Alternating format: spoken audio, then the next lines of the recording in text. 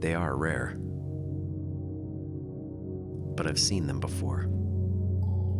It's been 20 years since, though. Caught them a few times camping, and a handful of times over Lake Huron. With Temagami in my sights for a couple of fall solo trips, and with Earth going through a heightened phase of aurora activity, my hope was that we may catch a glimpse. Surely I've been patient enough. First trip, tough 8-day loop, lakes, rivers, rugged portages, waterfalls, and just about all the beauty one could stomach. Second trip, 3-day base camp in one of Temagami's prettiest, roadless, remote lakes.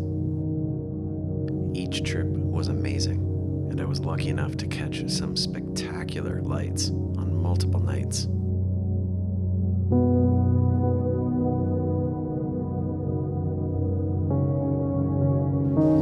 My God, I've never seen them like this.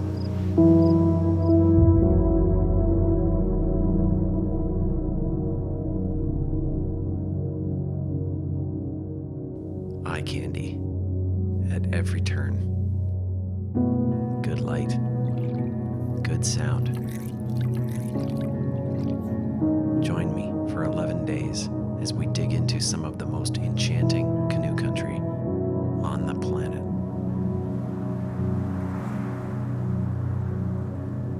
Temagami, a land of lake, legend, and light.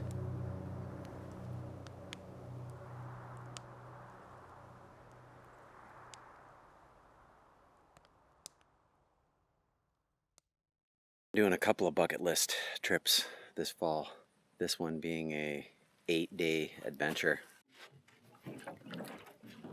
This whole week is supposed to be 28 degrees. It's my birthday, 55 today. What a gift. A week of July weather in the middle of September. Probably not a great sign, ultimately.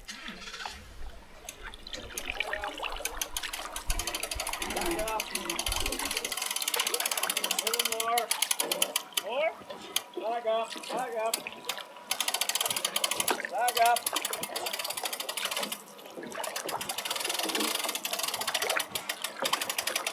Oh, shit. Hang on.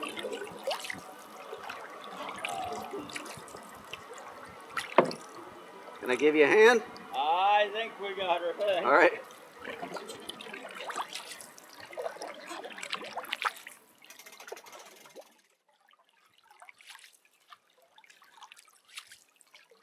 Our trip would begin at Mowat Landing on the Montreal River, heading south over the Mattawapaka Dam and down the long narrow into the northern section of Lady Evelyn, all the way across the top and down into the Obasaga Narrows for Camp Number 1.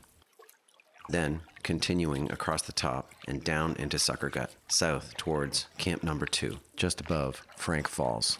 Onward, up a series of waterfalls and portages, taking us into Catherine Lake for night 3. Then down the split South Channel, a visit to Cabin Falls, gorgeous Bridal Veil, scale down the Fat Man, and into camp for night 4. Pushing up into Willow Island Lake and over into the lower portion of Lady Evelyn Lake for a sweet island campsite number 5. North up Lady Evelyn and then over for a little side trip, Sugar Lake for 2 nights. And then back into the upper section of Lady Evelyn and north to Mowat Landing.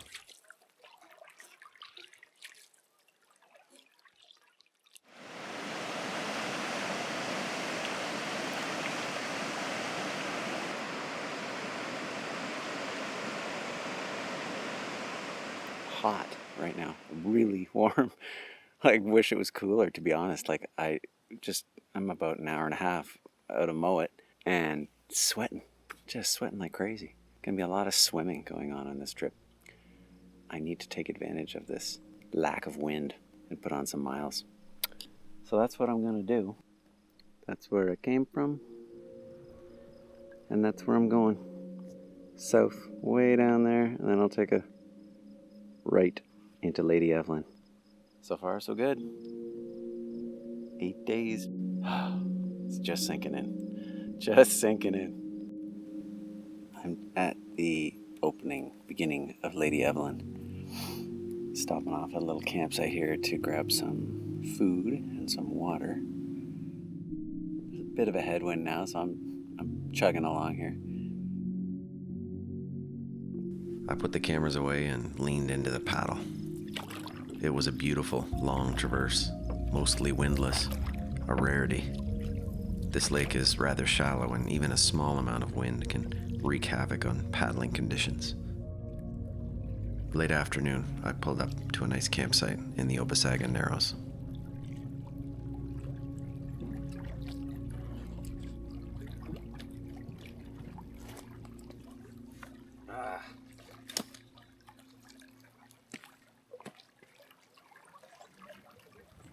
Home sweet home.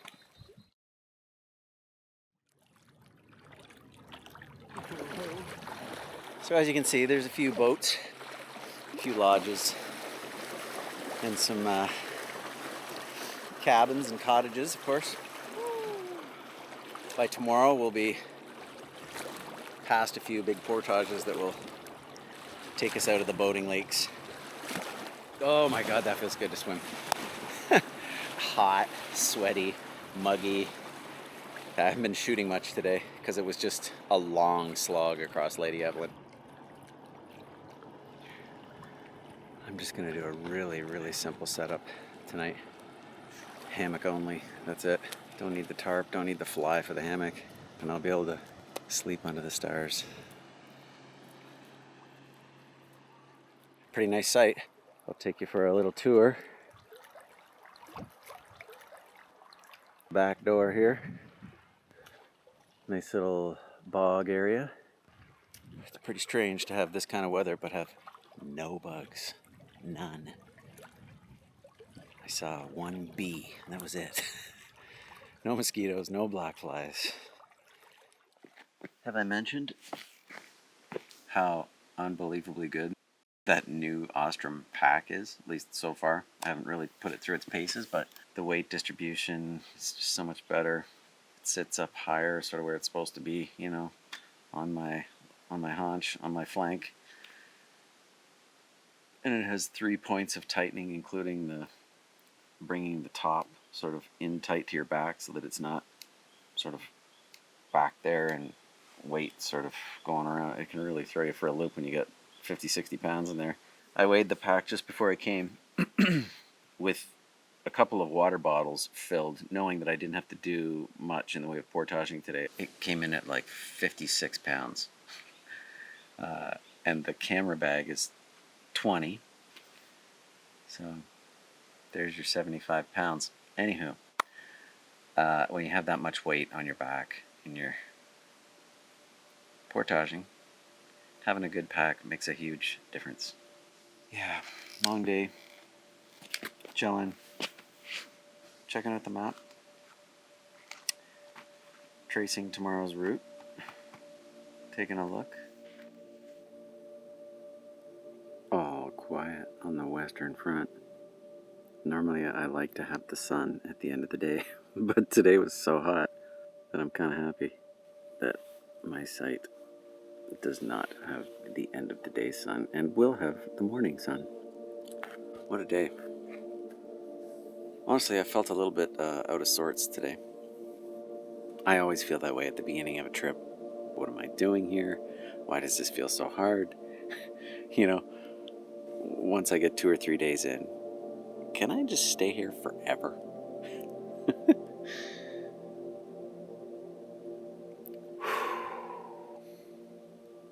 Hopefully this trip can help calm my nerves a little bit and get me in a good headspace. I'm living a charmed life, ultimately. It's easy to forget sometimes. So yeah, Temagami. Bucket list trip. The Falls Loop. I'll end up passing by Cabin Falls, Hap and Andrea Wilson's little eco lodge they have there. I probably won't make it much past 9 o'clock tonight, and I'm going to be in bed.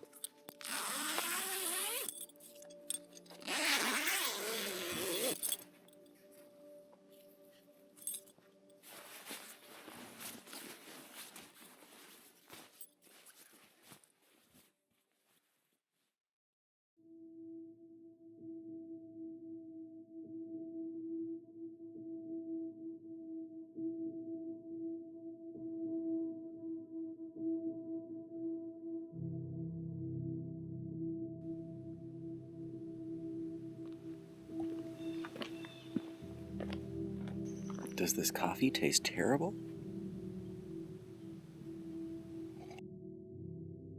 Did I remember to take off and pack my headlamp?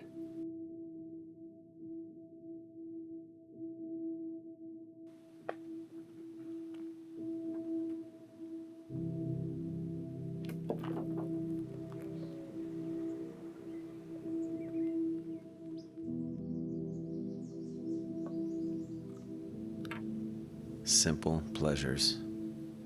Morning routine.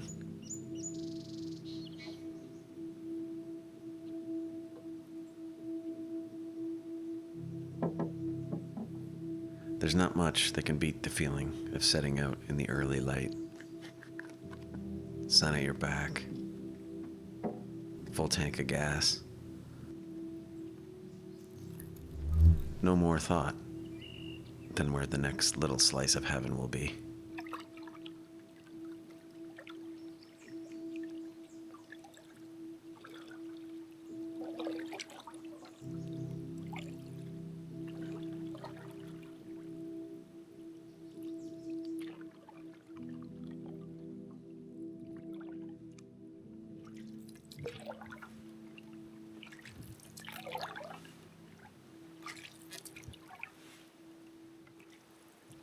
Update. Everybody loves the updates. It's 8:45. I've been on the water for an hour. You can see Maple Mountain way over there. God, this lake is big, man. Big, big, big.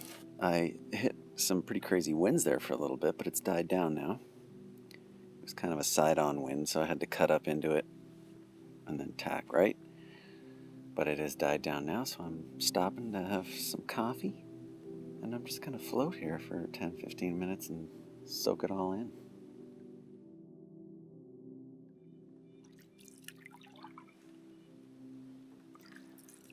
Somewhere in here there should be a short portage, a 120, that helps me avoid doing about a 1.5 kilometers of paddling possibly into the wind.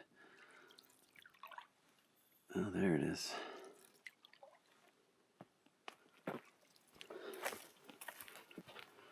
Wow, it's very pretty.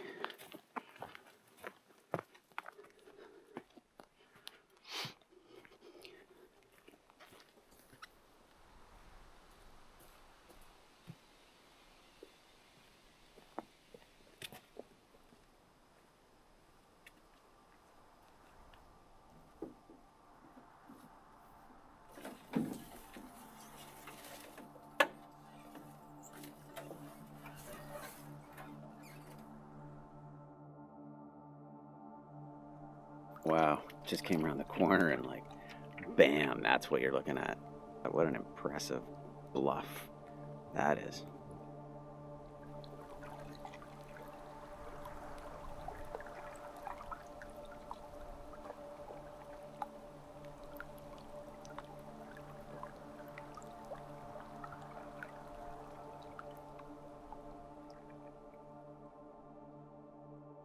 Ladies and gentlemen, bomb campsite, breezy, lots of trees, and it's an island, so I can get views from any direction. I'm just close to Frank's Falls. Are they Frank's? Does he own them? I can hear them. And I know there's a couple of campsites there, but this is a beautiful site. It's about 1 o'clock, so I've got a nice afternoon to swim and, oh yeah, I'm staying. This is amazing. It's time to wash these clothes that I've been wearing. This is the only pair of shorts that I brought with me. Mistake there, I usually bring at least a couple pairs of shorts.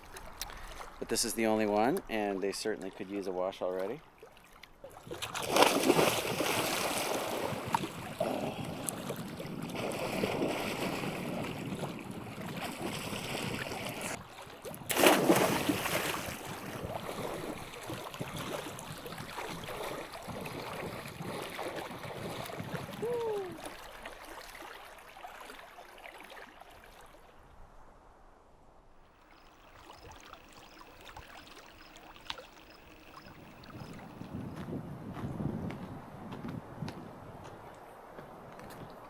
Hammock is up.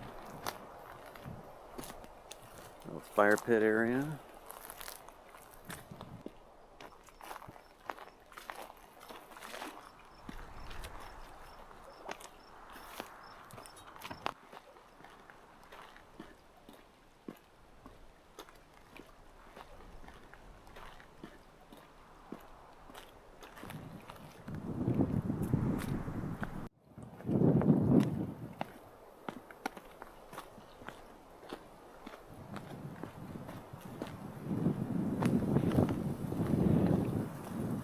Pretty sweet little cliff jumping spot right here.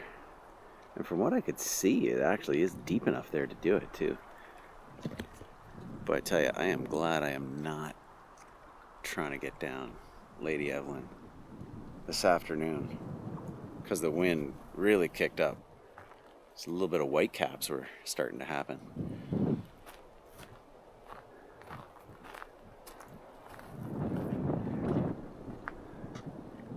It's quite a ways down. 20 feet? 25 feet? You'd have to jump over here. This might be a little dicey.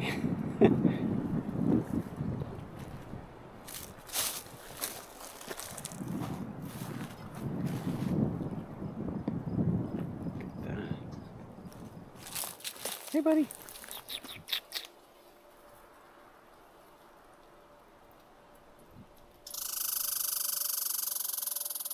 I hear you.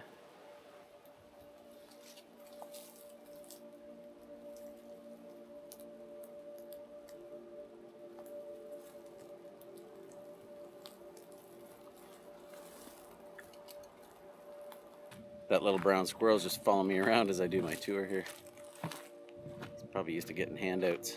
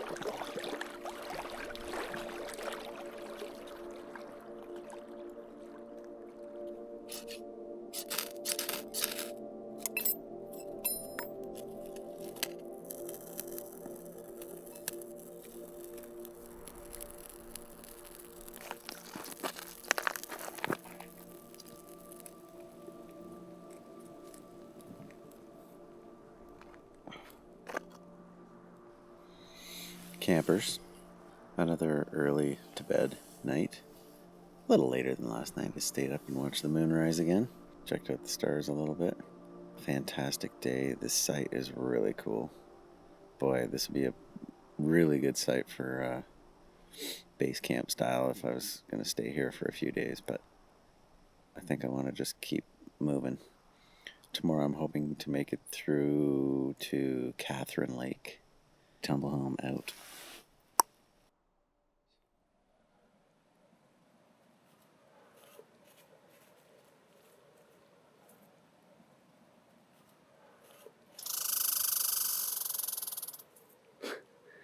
Mr. Squirrel is after something.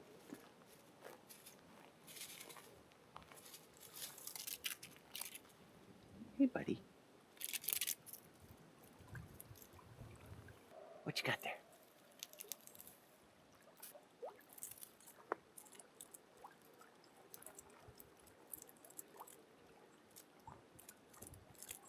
I got myself a pine cone.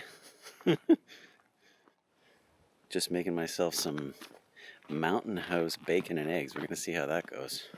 I'm looking for some protein and some energy for these upcoming slew of portages and technical climbs that I'm about to engage in today. I've been hearing that waterfall all night. I'm hoping it's as impressive as it is loud. I got another pine cone. Well, I retired the Toasty R's 3000. Didn't retire it, I just put it in the back shelf for now. May I introduce to you the Toasty R's 5000. New and improved design. It's not just a piece of closed cell foam with some duct tape on it. Okay, well, actually, that's exactly what it is, but it's a little bit different than the last one. So it has a unique bifold system.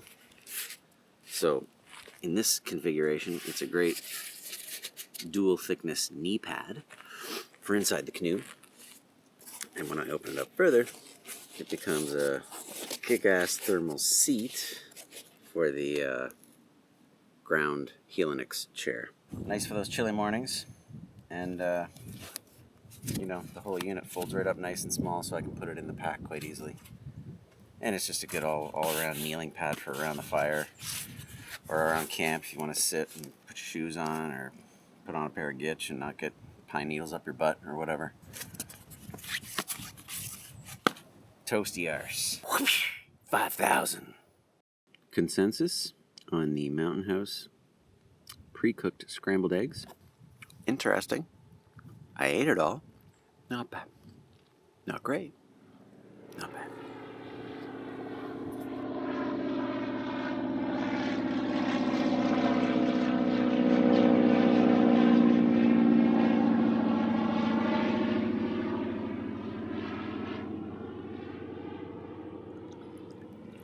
I don't know what that float plane is doing. Circling around.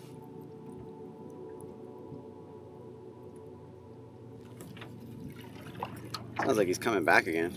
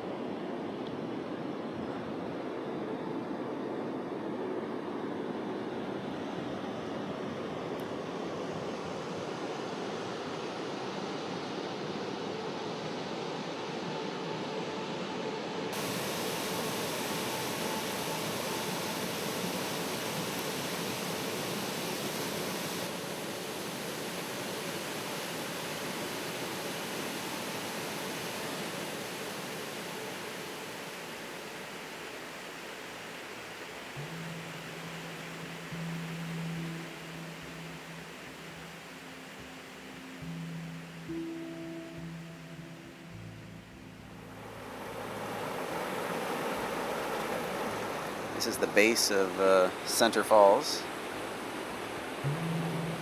420 meter portage coming up. Okay, here we go. Nice little Langford done up in the Hudson's Bay colors. Ooh, Boulder Garden.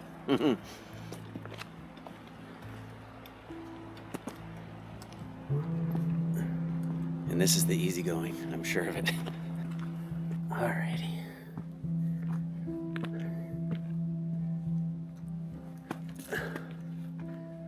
Oh boy. Some of these portages along this particular route almost demand that you have decent footwear. Something with some basic ankle support is a good idea. Damn. Even in the best conditions, things can get pretty dicey and still be pretty slippery.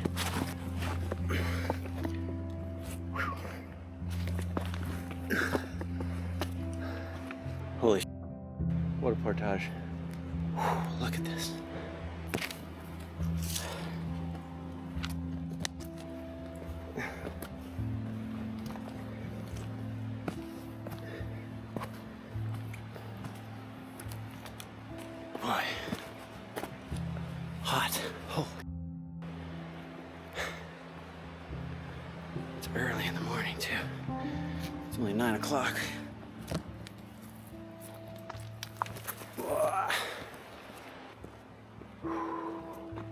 The sweat is just dripping off me already. Gotta take my hat off and pass out.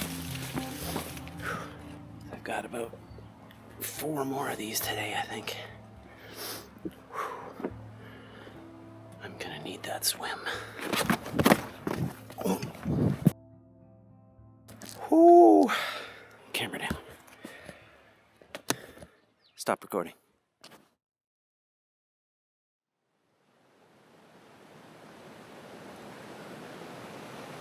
The top of Center Falls.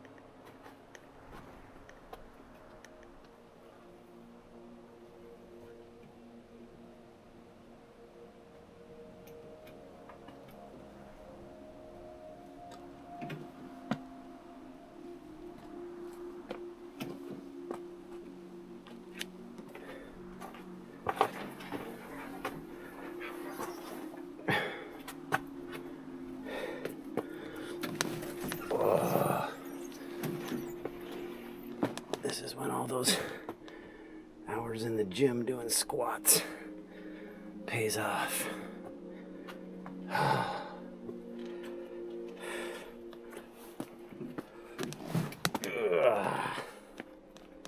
Whew.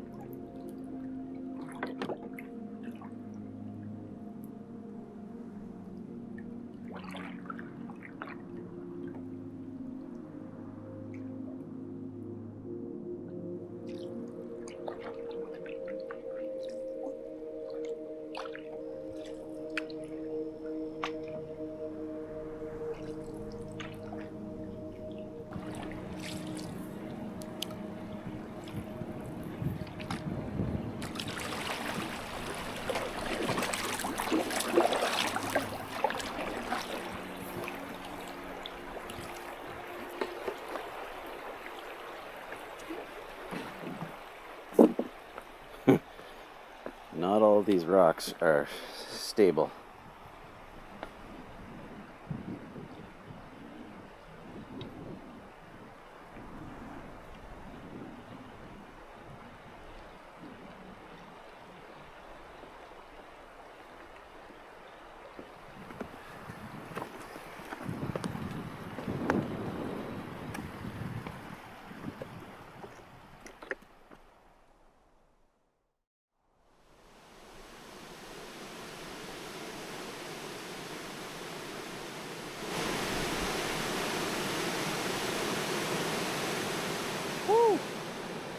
Base of Helen Falls. This is going to be one snappy portage. Judging by these elevations, and this is just the little bottom piece.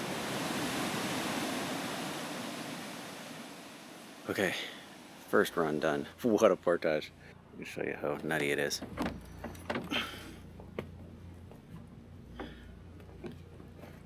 Okay, here we go. I'm gonna be dripping sweat by the end of this. The crazy thing is it's only like, I don't know, 350 meters, but 350 rugged ass meters.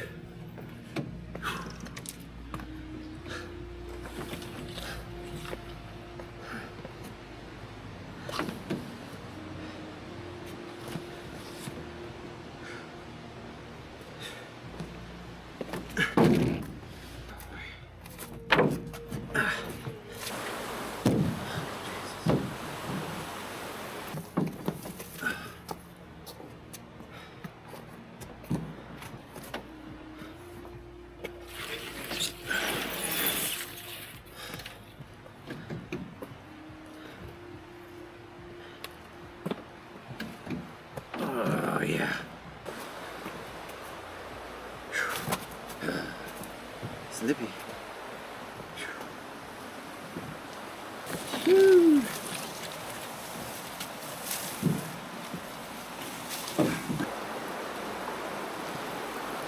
While it is crazy ass rugged, it is also really beautiful. I know you can't really see it right here, but the little steps down of this waterfalls is very pretty through here. But I gotta keep my eyes on my footwork.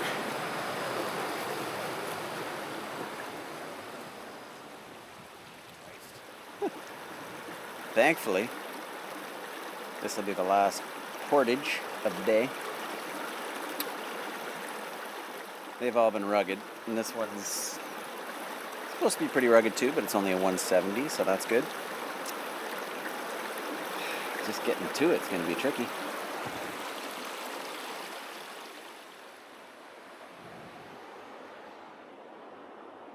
Catherine Lake. Finished the last portage of the day. If I turn around and go to this bend to the left, that takes me down the rest of the falls. Cabin Falls, Bridal Veil. Let's go find a campsite. Look at that majesty. Eagle. Welcoming me to my Catherine Lake campsite. 2 of them. There's 3 of them actually.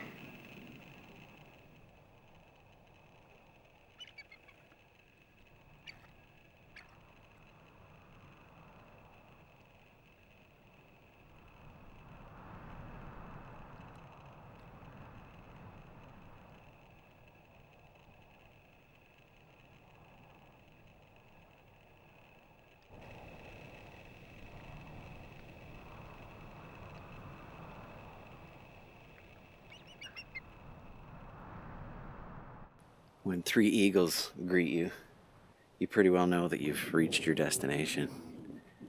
It's kind of a 3 eagle sort of day, really.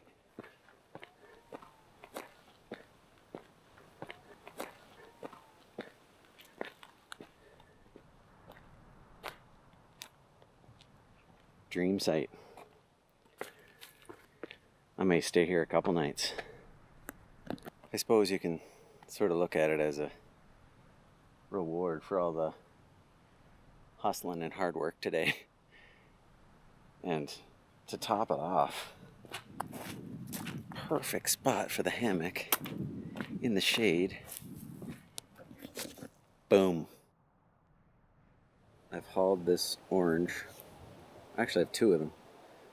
But I've hauled these oranges over some pretty rugged portages. That's a lot of weight for one simple pleasure. But I am now going to eat this heavy bugger.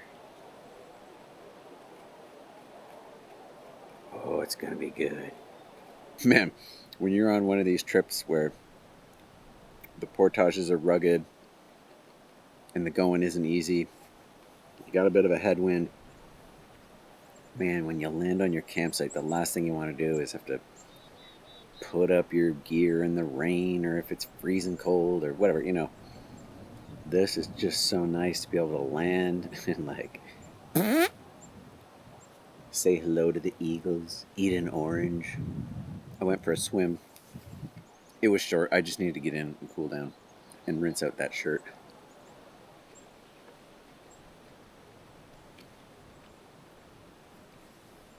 The sight, the view, and everything is just heavenly. Kaibo, Privy, Treasure Chest, Thunderbox. So many names for them. Which name do you choose? Write the comments in below and smashing the like and the button and the thing. This Thunderbox was like installed yesterday, maybe. It literally looked like it was made this afternoon. Come on, you kidding me? It has like 1 turd in it.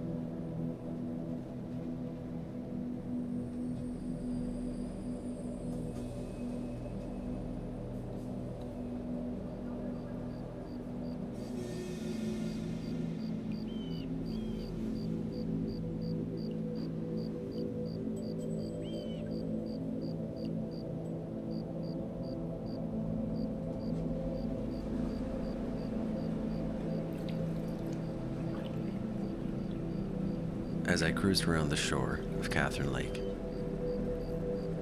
marveling in the golden hour. I had no idea that in the evening I would witness some northern lights, the likes of which I had not seen or felt before.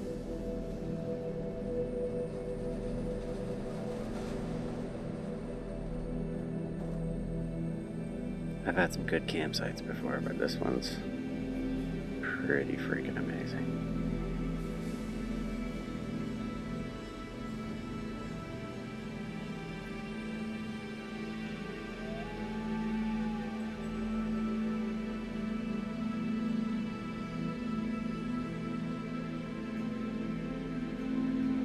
I almost missed the lights altogether.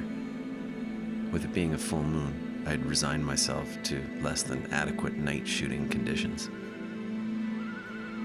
However, on a whim, I decided to set up a time lapse while I readied myself, brushed my teeth, etc. Just before hopping into the hammock, I played back that time lapse and noticed something.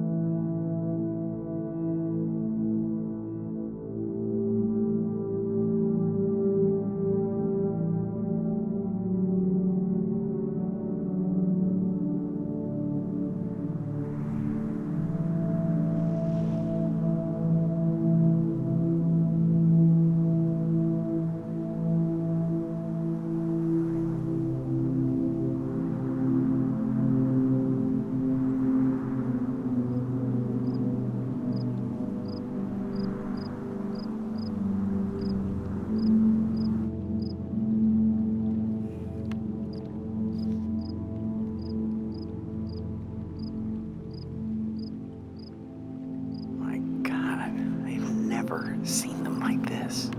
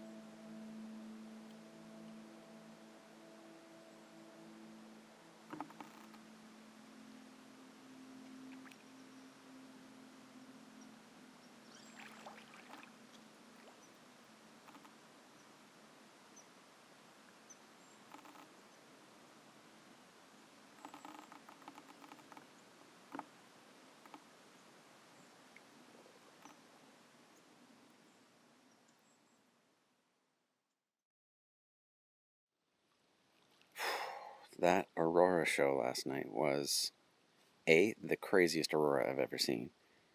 B, I couldn't believe it was that visible, considering it was a full moon.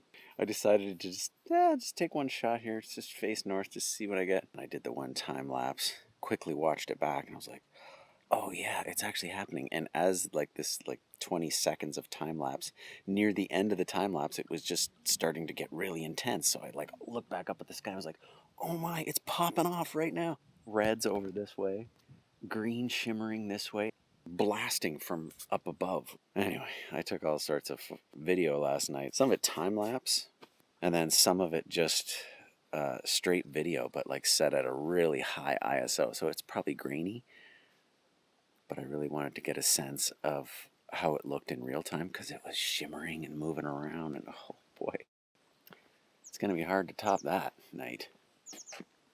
I don't know if I'll ever see an aurora like that again. And now the only thing that's going through my head is, please don't lose the footage. Please don't lose the footage. Lose the camera? Lose the footage? We're now heading back down Catherine Lake and finishing the rest of the set of the falls. Swing by Hab's cabin. We'll see if he's there. I don't want to interrupt them if they're doing their thing, but I certainly would like to pop in and say hello.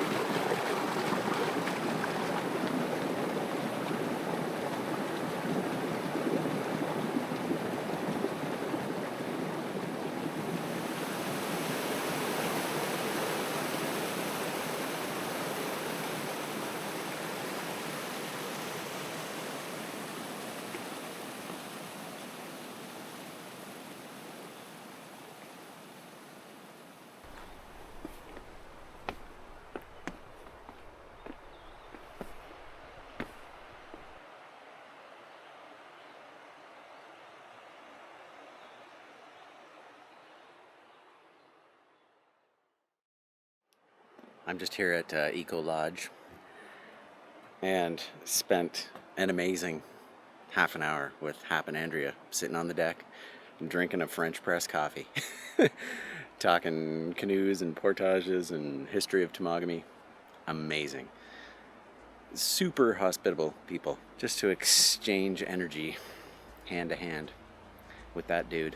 And they've also allowed me to do the portage on this side, their side, the side with the cabins.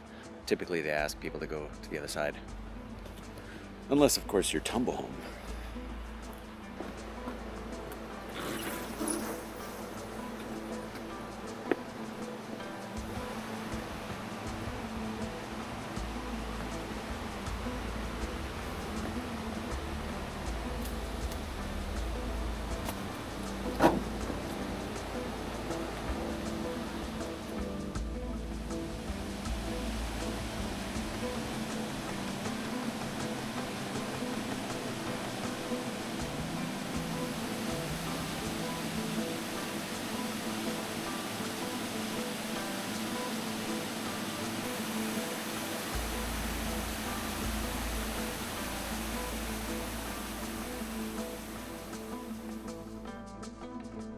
Hello, gang. Here we are on the portage around Bridal Veil, which is a stunning waterfall. Really quite something. And the portage, for the first 3/4, is not too bad. Pretty straightforward, a little bit rocky, but the end of the portage goes straight down pretty well, just like the water going over the falls. It's quite a little switchback rigmarole to get down that hill with a 50-pound pack canoe and a 20-pound pack. It's like without...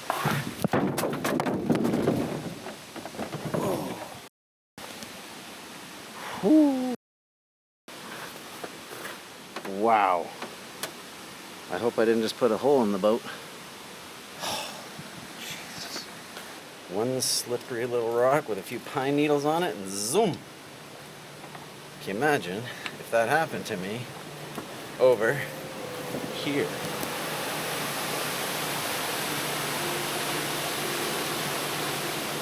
Man, that was a close call. I was pretty lucky there not to smash an ankle or put a hole in the boat.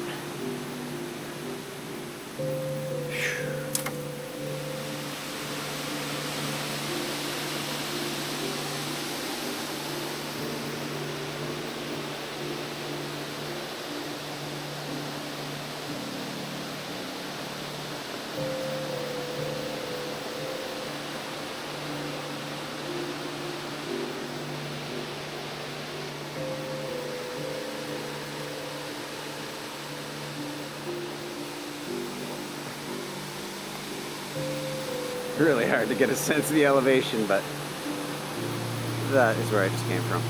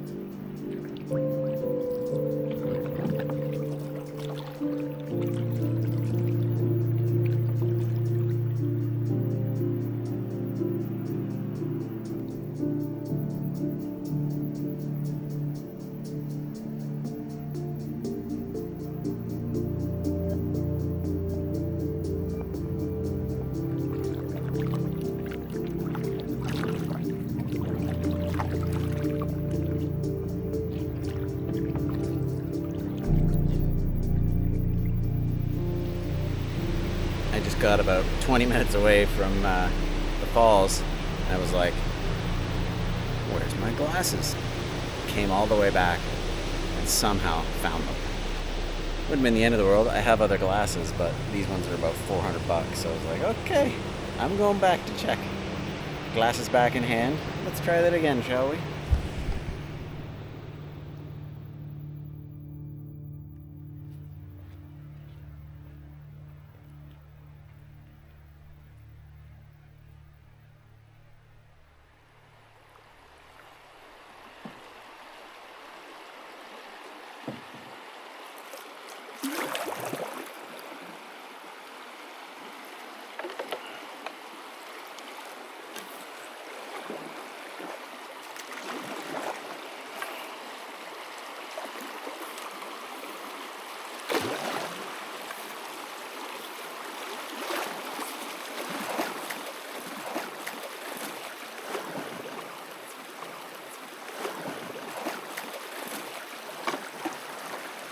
Nice. Woo!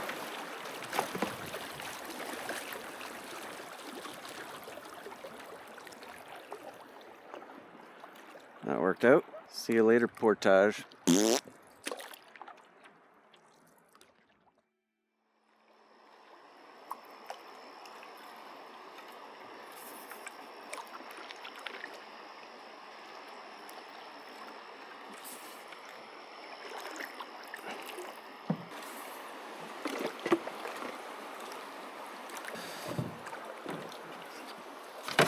Let's go have a little look-see, shall we?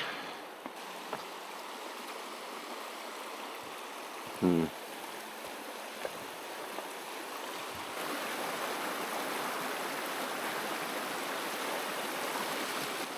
think I'm gonna line this one.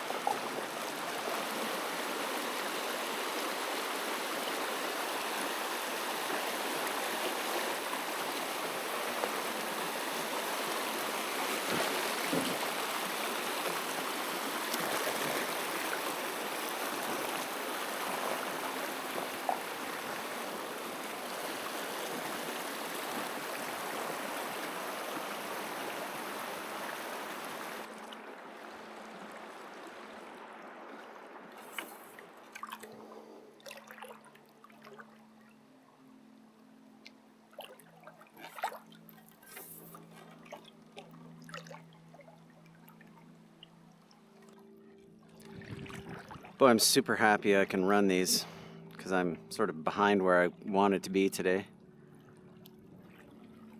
The last two falls I didn't really record. I was just too hot. Just trying to concentrate on staying alive and not killing myself.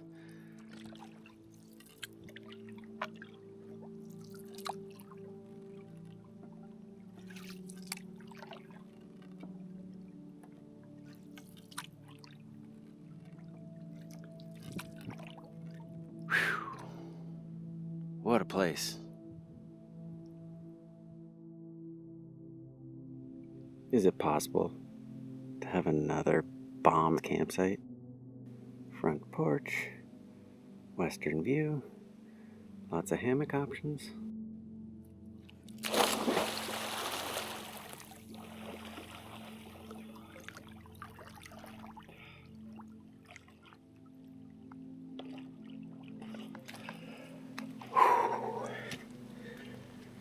Oh, I can't tell you how I needed that.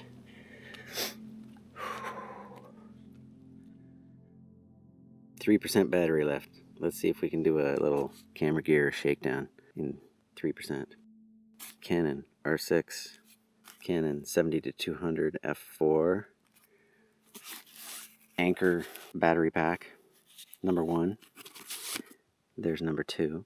The L series 16-35 2.8 Canon zoom, wide lens, fantastic. My backup Hero 8. I have 2 batteries for it. My phone, which hopefully is not broken yet. Some microcloths, a nifty 50, just in case I want something in that range, because I'm sort of missing it. This is 16-35 and this is 70-200, so this kind of lands in the middle. And I didn't want to bring the kit lens, the 24-70 or 24-105 or whatever it is. It's good, but it's heavy and I've got enough weight. This guy is a 1.8, so it's actually got a really shallow depth of field too, which is cool. And I have an old Pentax Skylight Ghostless filter, which is pretty amazing. It's not in great shape, but it does really nice things to the image. Transitions, glasses, close and far. Sunglasses. Extra pair of readers, just in case I lose my glasses, which I almost did today. This is the big long selfie stick that comes with the DJI Action 4. I still like the tripod thing that I've been using forever. My GoPro headset. Okay, question answered. We could not do the whole thing in 3%, so here we go, continuing. So that was a battery dying on my DJI Action 4. When I bought it, I bought the, whatever you want to call it, kit that includes this 3 battery charger and housing, which is fantastic. The indicators are really good. It's USB-C. So I'm currently charging my 2 dead batteries using the Anchor. Various cables, keys buried in there, and I've got baby aspirin in here just in case I've got some sort of blockage or a heart attack program going on. Extra cards. I've got various sort of smaller cards here, 64 gig cards, slightly older. They'll still record 4K, but currently I have a 256 card in the camera in my hand, and there's also a 250 in here. So this is the portable charger for the Canon R6 batteries. It's the USB there. Second battery, and this is the charger for my backup GoPro, and that's the second battery I have for that one. I got a couple of these silica gel packets in here just to hopefully soak up some of the dampness that I'm sure gets in there overnight, even though I cover it up. This is a little Petzl emergency headlamp. Pretty cool. Had this thing forever. It's got red, pretty bright little triple LED there. It just works on a watch battery, and I have this and an extra battery just in case all hell breaks loose and I lose my other 2 headlamps. A little bit of extra cordage, some of that really awesome repair tape. I can't remember what it's called, but it's like the bomb. It's totally crazy. gear tape. I can't remember what it's called. I can't remember the company, but it's really good stuff. Patch jackets and whatever you want with it. Cover that I put on overnight. Rain cover. The side pocket. I carry an inhaler because I have a bit of asthma. These are my water treatment tabs. I carry a couple of coins, usually an extra lighter. And that concludes today's tour. If you'd like more information on Jason's camera pack, just call the number on your screen, 1-800-WHAT-THE... This old fanny pack, MEC fanny pack. See that, kids? It says co-op, because it used to actually be a co-op. Not anymore. Now it's Mountain Equipment Company. This thing had like a waterproof lining in it, and the lining started to come off, so I couldn't keep... This used to be my toiletries bag. So, you know, all this stuff coming off on the inside, unfortunately, whatever. It's not a big deal, but it kind of gets everywhere. But I don't mind carrying this as like a sort of a other gear pack. Ditch kit, extra TP, knife, nice little pocket boy saw, second flashlight, and a couple of hand warmers, just in case for cool nights to keep the lenses warm if I'm doing time lapses. Canoe and Dog Explorer's little fire kit. A little extra piece of cordage. Striker and key. 3 extra batteries. And another little extra roll of duct tape, which I've got a few of kicking around. Let's look in the ditch kit. There's probably some stuff in here that makes no sense. I haven't been in here for a while. Emergency lighter. Still works. The Leatherman Juice CS4. I know it's not the most up-to-date Leatherman, but it is a good one, and it has pliers, so if I need to really tear something open, I can. Bungee cords probably don't make a whole lot of sense. Another little extra piece of cordage. Oh, Leatherman Micro Mini, great pair, Leatherman Squirt S4, which is a really nice pair of scissors, and of course a bevy of other little tools. Some thread and needle, a couple of extra elastics, which always come in handy. Tweezers, very important. A couple of extra clips for the hammock in case something comes loose or whatever. Safety pin, looking a little rusty there. An extra bolt for the GoPro fittings. A surgical blade. Hope I never have to use that. A couple of patches. And more duct tape. 2 more things of duct tape. Oh, and another safety pin. And that concludes part 2 of the tour. For more information on what's in Jason's ditch kit, call the number on your screen. It's 1-800...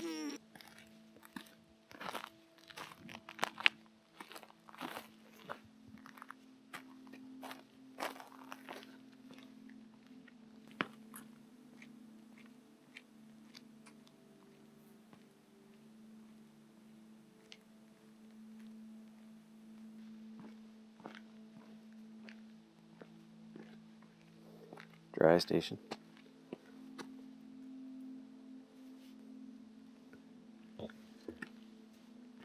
Maybe we'll get a repeat performance of those Northern Lights. When I was chatting with Hap and Andrea, they got quite excited when I told them about it. They're like, what time? I was like, 11:30, 12 o'clock. I'm like, we were just in bed. And Andrew said, we'll stay up tonight. And Hap said, no, we'll go to bed and we'll just set an alarm. It's quite a little slice of heaven they have there. Such a departure from all the craziness and portaging the day before and the craziness and portaging today. Wow. That last little tail end of Fat Man Falls.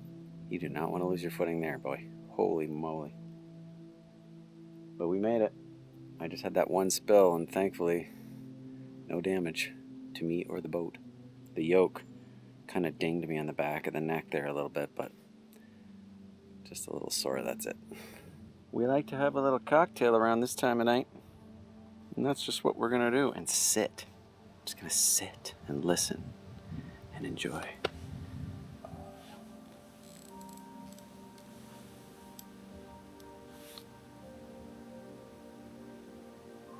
Off to bed.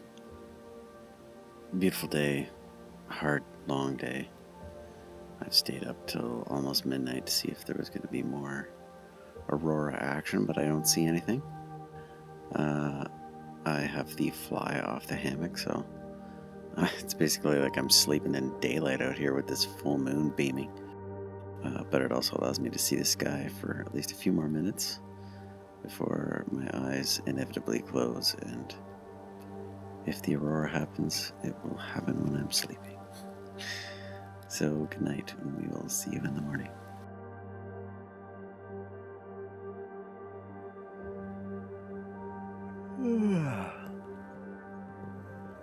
Nice view from the hammock this morning. Much, much cooler last night. I had my toque on, and the sleeping bag zipped right up.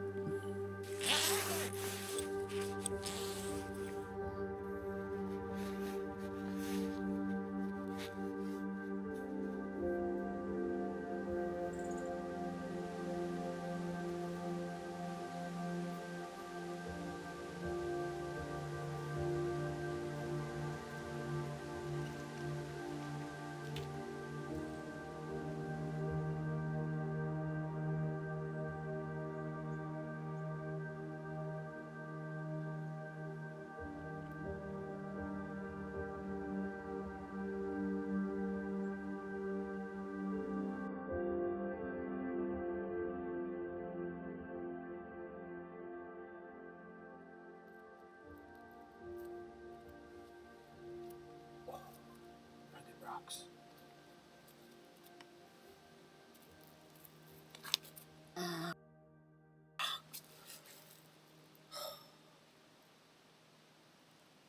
I just tore off a sizable chunk of my toenail. Look at that.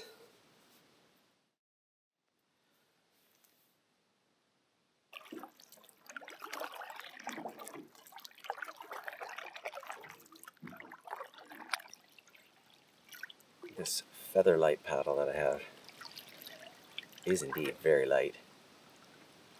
It's a little bit noisy. It's a noisy paddle. It doesn't cut back through the water quietly like the otter tail. It's got more of a squared edge on the blade.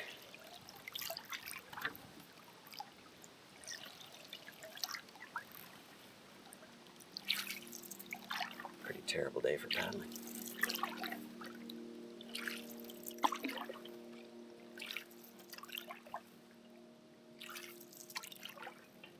Morning. Morning.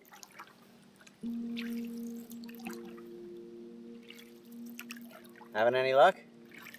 No, not yet. Yeah, most people say it's been an off week. Yeah, Maybe the heat. yeah. A couple bass here or there, but nothing like the previous years. Yeah.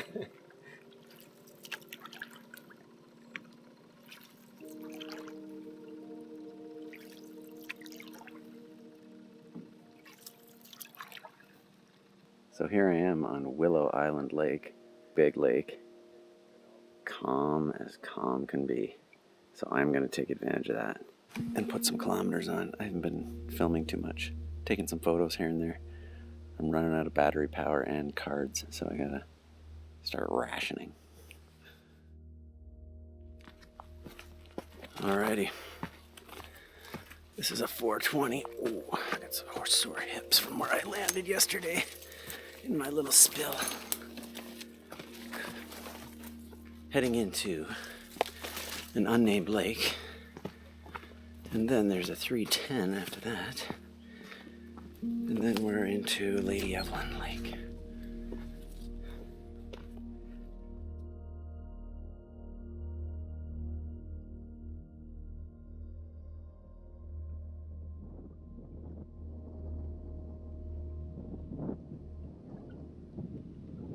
I'm cooking.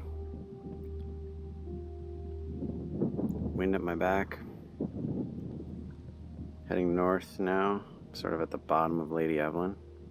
I'm gonna push my way up into the middle and look for a nice island campsite.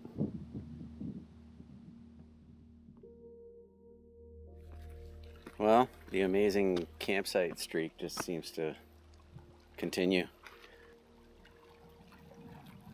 Big open point at the end of a long island. Pretty well sheltered from the wind, which is usually from the south. That's the prevailing wind here. That's north.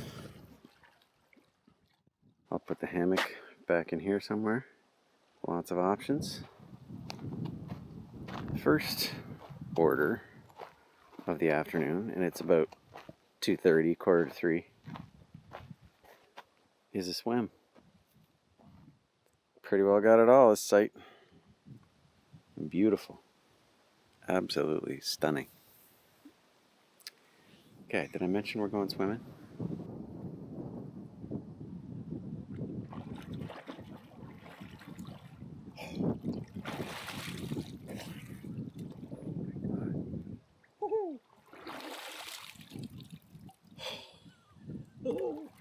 Much cooler.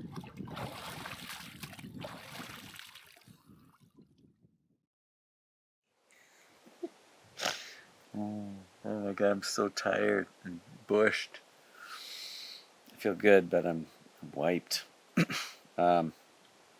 Yes, update. Beautiful day today. I had a tailwind most of the day, so I really did not have to paddle too hard to get here. The 2 portages were nothing to get excited about. They weren't too tough. A little rocky and bumpy, but nothing like the previous day's adventure. I've found another fantastic site back in Lady Evelyn. That's the lake I started on. But now I'm sort of down near the bottom on a beautiful large island, and I'm on the northern tip site. I was feeling a little out of sorts today. I had a really sore arse muscle. I think I bruised it when I fell on one of those rugged portages there yesterday. It's okay, I can still walk on it and stuff, but boy, when I was putting a lot of weight on it, it was singing. It was a nice, easy day. Probably about 5 hours of on the water and portage time. I was here by 2:30. Went for a swim. Just relaxed. Ate some food. Read a little bit. Tried out some clothes. I had a proper wash. My God, did I need that. Whoo! I just checked the weather again. 27 tomorrow. 27 Thursday. 27 Friday. 0% chance of rain. I am going to go through this whole trip, 8 days, 7 nights, without putting up a tarp or even the fly on the hammock. Hap was also mentioning that there's a lot more microburst storms up here than there used to be lately. What a nice guy. And so is she. Oh, I walked up into where all the buildings are and stuff. There was so many buildings, I didn't know which one to go to. So I was just kind of ambling around. There's a few dogs milling about. It was totally quiet. And I'm like, hello? Good morning. Nothing. So I kind of went over to what I thought was the main little cabin. And I walked right down onto the deck, and the doors open. And I'm like, oh, God, I don't want to just walk in and freak somebody out. Anyway, I looked through the window, and there's Andrea. And she's got a huge smile on her face. And I got a big smile on my face. Chatted me up right away. Took me to see Hap. He was working on an extension on one of the... They've got a little summertime staff there of 2 people, and they have their own building. Can't imagine. Can you imagine working there? They probably work pretty hard, but man, what a beautiful spot. And the cabin they stay in is just like, oh my God. Anyway, he was working on a little extension on that building, and he just stopped what he did and came down and shook my hand, and we walked back. Took me on this little path back to the main cabin. She went off to make coffee. Came back with French press and cream and sugar. And we just sat there and chatted it up. It was fantastic. Thank you guys for being so accommodating. That was very nice. And I got to use the portage on their side as opposed to the opposite side where most people go. So he saved me a little bit of back break there. He's built a few little walkways and a couple of walk downs. What was his book that I was reading today? River of Fire. Very good book. He's done it all, man. He's an artist, writer, activist, environmentalist, teacher ultimately now, and lodge owner. They run it like a educational environmental center for their guests. We talked quite a bit about it. I'm going to make some dinner, check the map, see where I'm off to tomorrow, and then get ready for hopefully maybe some star action tonight. What a spot this is going to be if there's anything happening.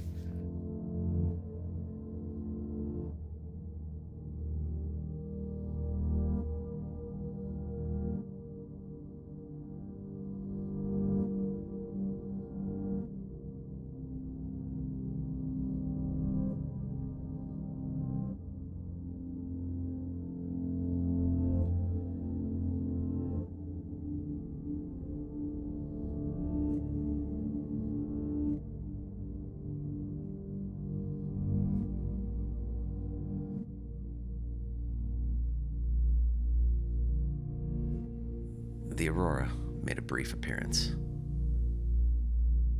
and just as quickly faded. Not unlike myself.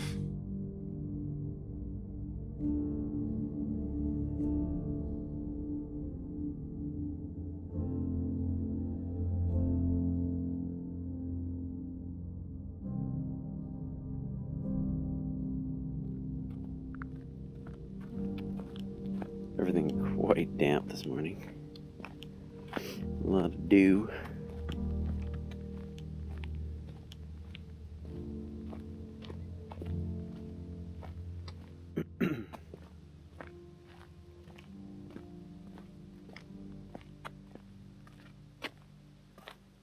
Getting my things together. Dry things out a little bit before we head out this morning. So we're heading into Sugar Lake today. Got 3 portages to do, like a 600, a 400, and a 200, something like that. More damn canoeing. Yeah, I can't stand it.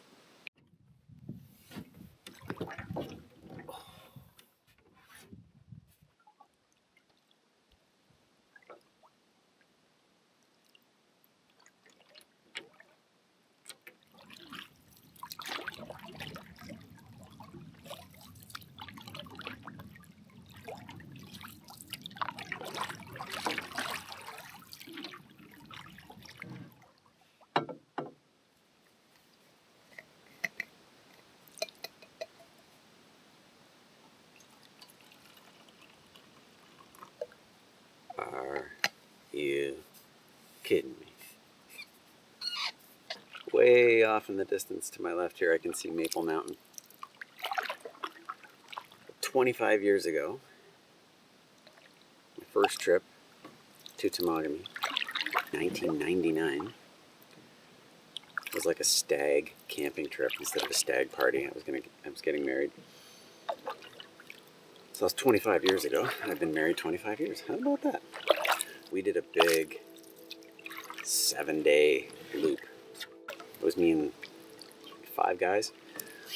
It was the first time any of us had been to Temagami. Nutty bunch of guys out banging around in these woods for a week. Coming into like portaging and stuff that we'd never seen before.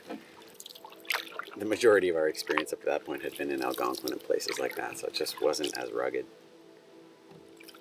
And we did a big loop that goes Lady Evelyn, there's a couple lakes, Hobart, Tupper, that take you to where you can go up, and we actually slept up on top of Maple Mountain, which was amazing. Climbed the tower. I've got pictures and videos somewhere. I've got a few pictures left. Lost a whole bunch of my pictures. It was all film. So came back down and then continued north through a whole bunch of small lakes and stuff. Just amazing. I remember it was just totally eye-opening. And up through Mendelssohn, and then ultimately back down Montreal River to Moet Landing again. And it was a wild, wild trip. So I've been back to Temagami a handful of times since then, mostly shorter trips, 3 and 4 day trips. Certainly nothing like this trip.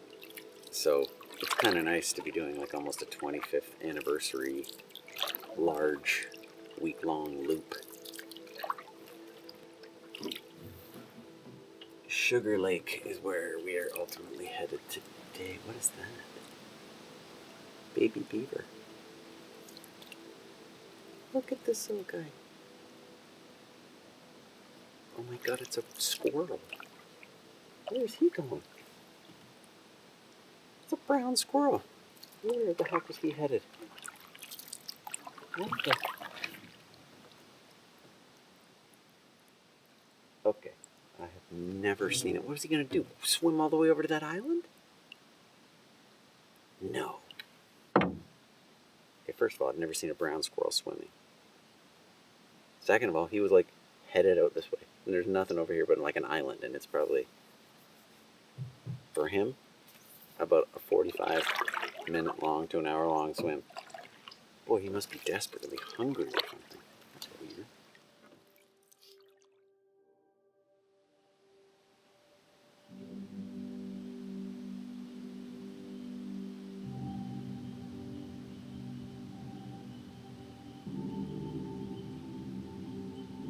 Just came off Lady Evelyn. Heading into the marsh. Let's go. I haven't seen much in the way of big wildlife on this trip. I wonder if the heat's kind of keeping them under the canopy in the cool. I haven't even heard any moose, which is a little strange for this time of year. Usually you hear them in the rut, crashing around, making some grunts.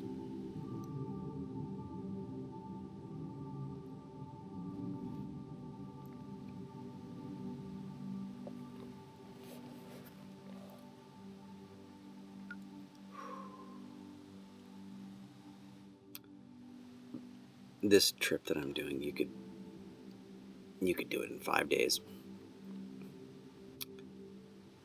I'm taking 8 to do it. I'm adding in a little extra jaunt here through Sugar Lake and maybe pop into Angler Lake. But I think Camper Christina did this in 5 days. She went right back up Lady Evelyn. So like I said, I'm popping off to do another little side route, which I think is the same route that John Lost Lakes. I think I'm pretty well doing the exact same loop he did.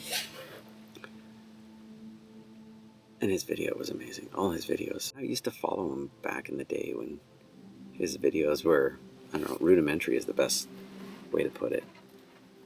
But he was always quite entertaining and funny to watch. And now, they're the best in the game. Like, I'm watching his videos going, wow, okay, I'm picking up a lot of ideas and inspiration from him these days. It's really crazy what he's achieved. Him and Xander Budnick. I like his brother's videos too. He does sort of more calm, super ethereal. He writes his own music too. Oh my god, I've forgotten his name. Maxim. If you haven't checked out Maxim Budnick's videos, they're pretty cool. When I first met Maxim, he was trying to kill me by felling a tree on top of me. I did that winter camping jam with all those YouTubers, and while we were setting up our tent, I kind of went back into the bush, and he was in a different spot, and he went back in the bush. He didn't know I was there, and he was felling these large trees.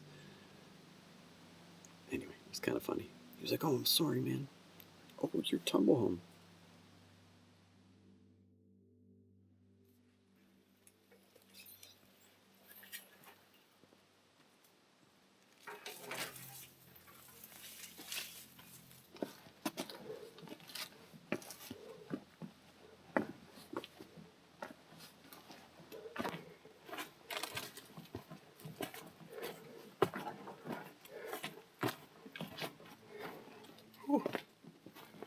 Boy, as much as I dislike portaging, it's nice to be out of this blazing sun for a little bit. Now we're back in it for a little bit and then another short portage. Looks like I just missed a lunch break. Completely disemboweled crayfish that I imagine was eaten by some kind of bird. Maybe a heron. Maybe an eagle. Or it could have been, I guess, a four-legged creature as well. Otter. Mink. Pine marten.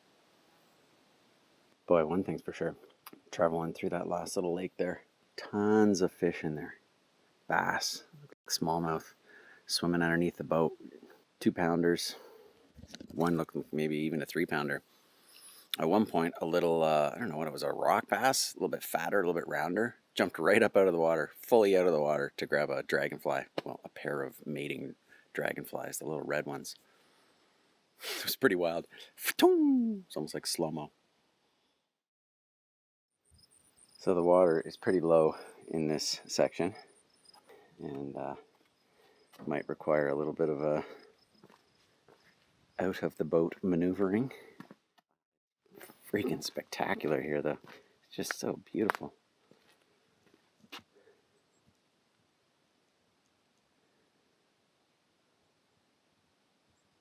I'm gonna have to pick my way through here pretty carefully. I've already hit a few sections where I'm making it just by the most narrow of margins. Finally landed. The heat is oppressive.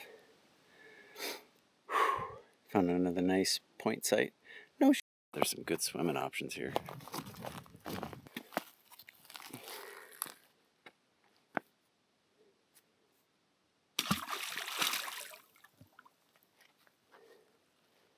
I wouldn't jump in there, but I would jump in over here with a little bit of a run.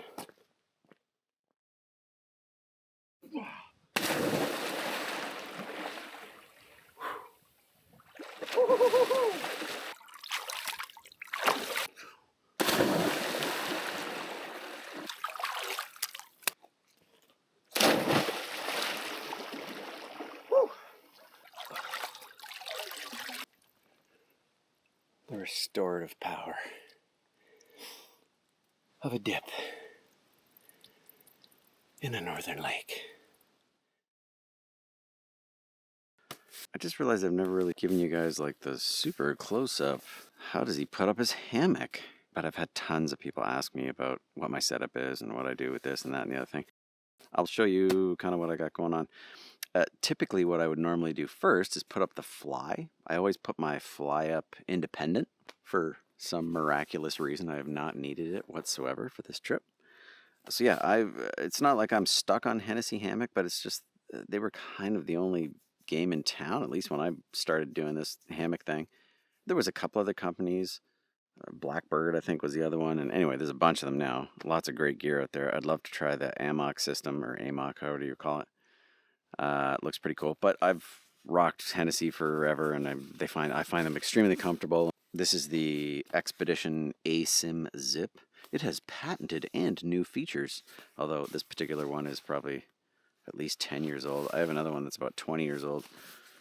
The original one that doesn't have the zipper. As you can see, I have mine with the snake skins. So they're just basically water repellent skins that you put over them. Just if you're putting it up in the rain, it's nice that you can just kind of lay it on the ground and not worry about the hammock getting dirty or wet.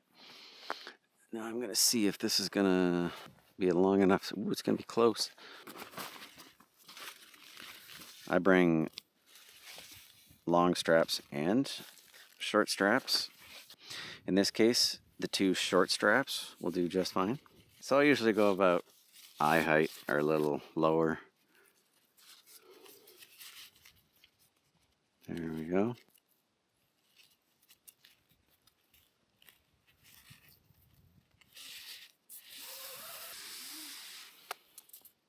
I'm just going to put this here for now. Okay, so instead of doing like a knot, the way that they show you how to do it, and it is quite effective, is to, just getting it lined up here, just do a wrap and then go through the V here.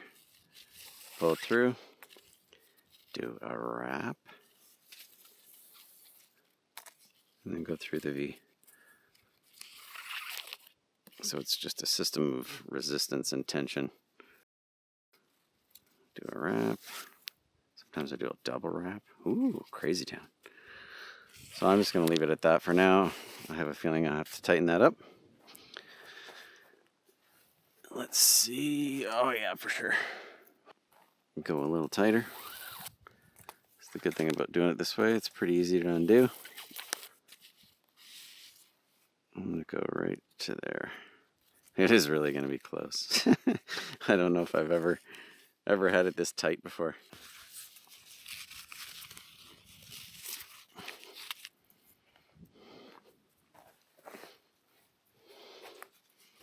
Yes.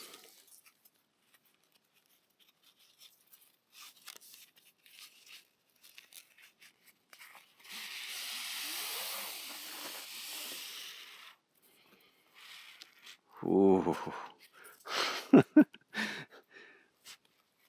Good. And then do a wrap and up and under the V. Used that 3 or 4 times and you're pretty well good. There we go. There you go.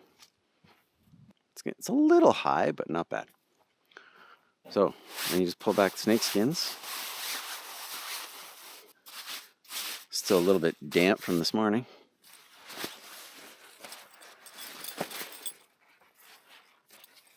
I leave my toque in here and this little light. Ooh. And an extra piece of cordage in case I need to get a little extra distance when I do this little pull out on the side. These are asymmetrical hammocks, so the shape of them, this isn't in the middle and I don't pull it straight out, it's off to the side and you kind of pull it out this way. Peg it.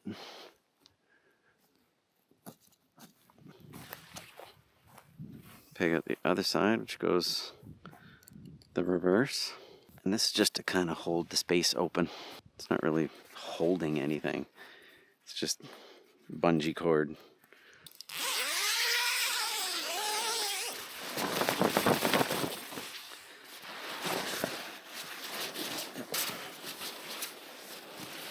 All you do is instead of lying directly down the center, you just shift over by about, I don't know, 15 degrees. Both your head goes to the left and your feet go to the right. So you're just kind of pivoting in the middle on your butt and going like that.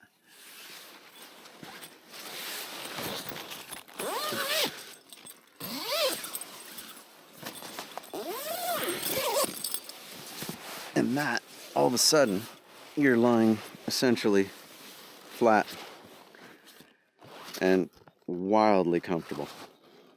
I'll never forget the first time I slept in it. It felt like an epiphany. I was so happy. I was afraid that sleeping in this would be claustrophobic. And, you know, it is a little bit tighter space, obviously, than a tent. But the other benefits just completely outweigh any negativities. I used to get a sore back almost all the time sleeping on the ground. Absolute game changer. How good is it to be able to just sit here at night and look at the stars? Or the aurora or whatever. Or just hear what's happening outside. Anyway, I digress. So this underquilt that I use is pretty lightweight, but it's the difference between having a cold butt, cold knees, cold elbows. Anywhere that your elbow presses out on here gets cold. And I'm bow-legged, so my knees end up kind of pushing out to the side. They get cold. My feet, of course, are pushing up against here. They get cold. Your butt gets cold because it's down here. But this stops that because it puts a nice, soft air layer that doesn't get pressed. So even when the hammock goes down, it doesn't press on this. And you'll see it because it's suspended.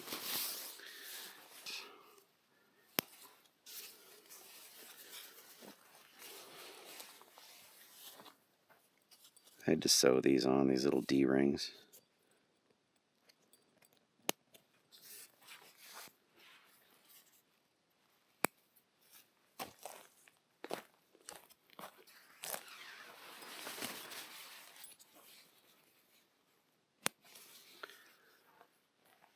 So there, you kind of get an idea.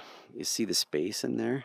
So even when I sit in there, this doesn't compress. And when I go down and the hammock goes down, because this is connected to it, it kind of goes down too a little bit. Now, right now, this is too loose. I'd be getting too much cold air in there. So what I do, I bring these two little guys with me. And this is just to protect the hammock. I take a little up and over, and I just cup the end. So it still leaves this nice air barrier. And when I get in there, it doesn't completely compress. You'll see there's a fair bit of space under there. But when I get in, it just goes down, but never touches.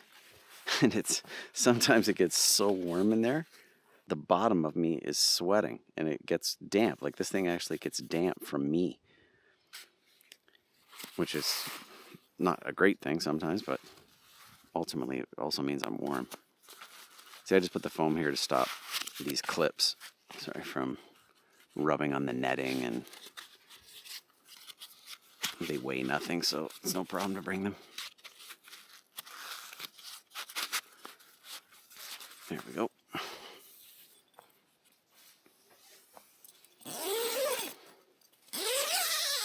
Oop. But it's a good setup. It's working for me. Simple. Easy.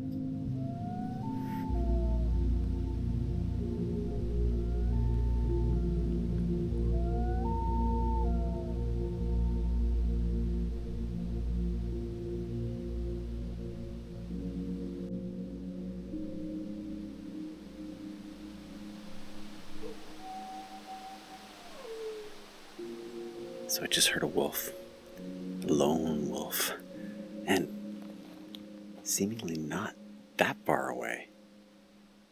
Close enough to come over here and eat me. I didn't hear any replies yet. I don't know if he or she was calling out. I don't know if you were able to catch it on here, but I recorded both on the action camera and the R6. Anyway, pretty cool. I believe that's the International Space Station.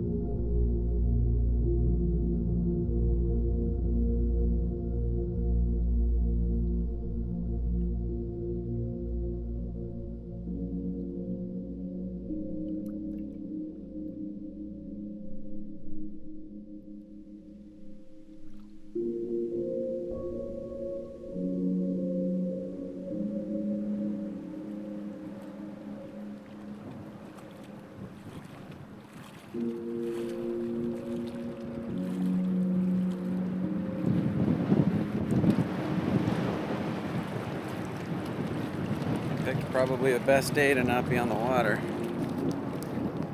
Windy, holy moly.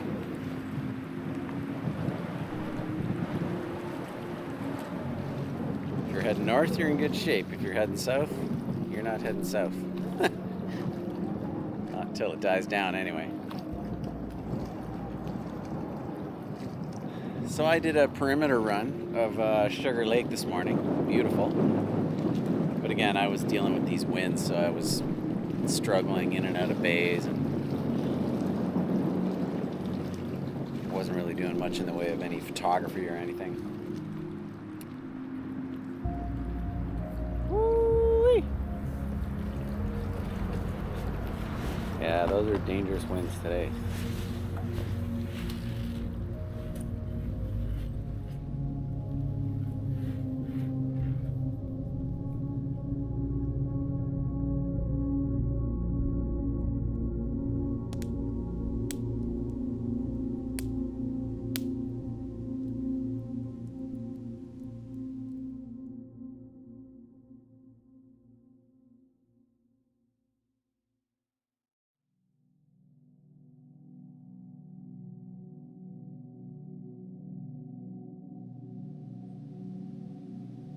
We will greet the morning sun. Look at that freaky cloud. The three of them. That guy, and then there's a third little monster down there. Wow, wild shapes.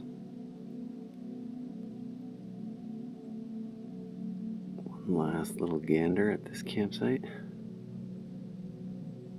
Bathed in some early morning sunlight. Feel pretty lucky to have access to places like this.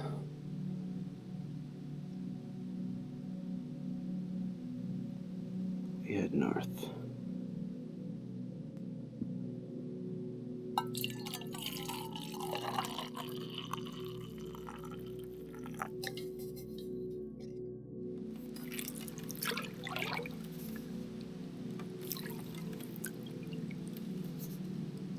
Are we camping yet?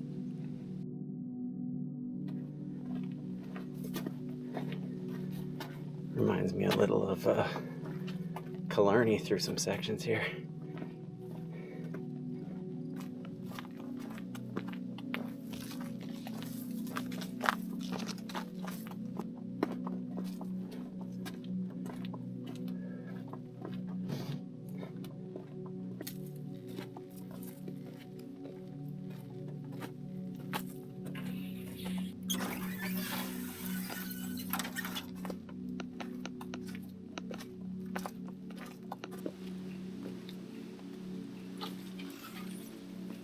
The paddle out was a breeze.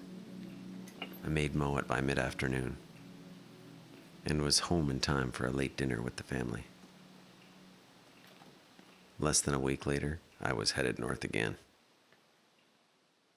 Back to Temagami. Early away, long drive. To a further put-in this time. The early morning drives are always a treat. Catching little glimpses of the fun to come. The final stretch of dirt road was long and got progressively rougher. Man, tight roads. Single lane, dirt road. It's gonna go for quite a ways longer. I hope I'm on the right road.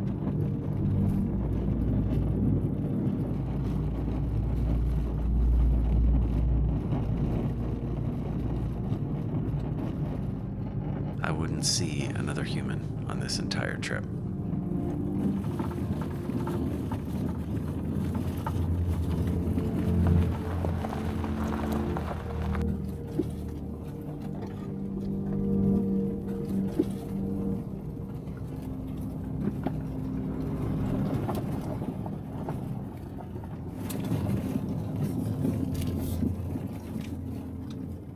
Wow, what an adventure down that long, twisty gravel road. At times I was like, no cell service, and You couldn't probably do this in a car that rides low at all. Like, you wouldn't want to do it in a Golf or a Nissan Micra or something. You might make it through. A small SUV or a pickup of some sort is really what you need to get down that last stretch.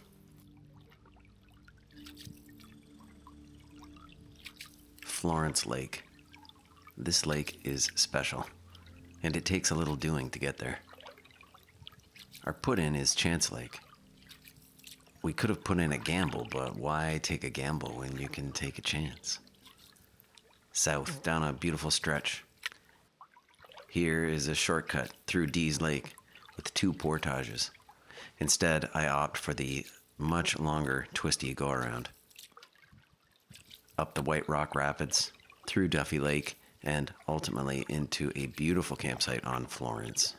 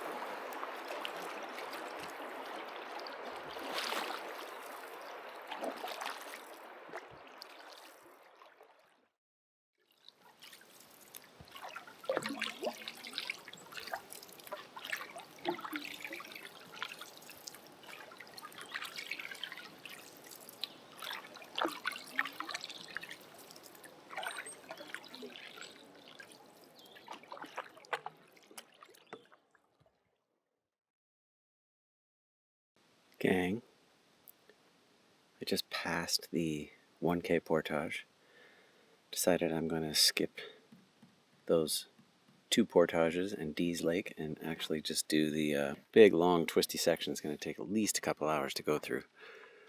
But my guess is that it's probably about the same amount of time as doing those 2 portages.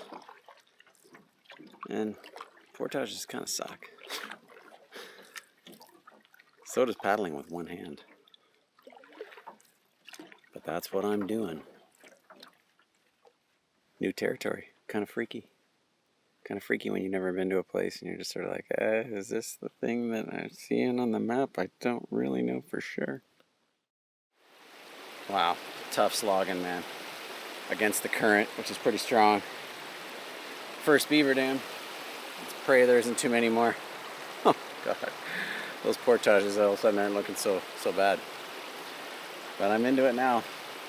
Here we go.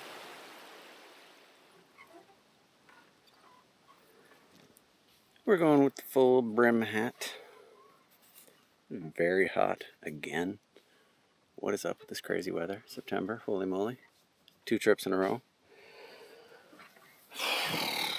No wind, no rain. I guess I can't complain. It's too hot.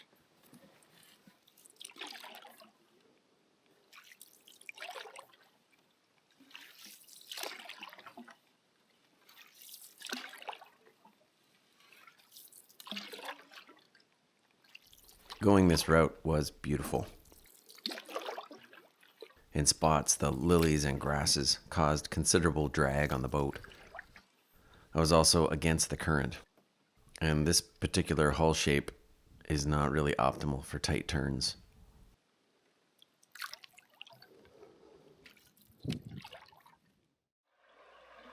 The White Rock Rapids.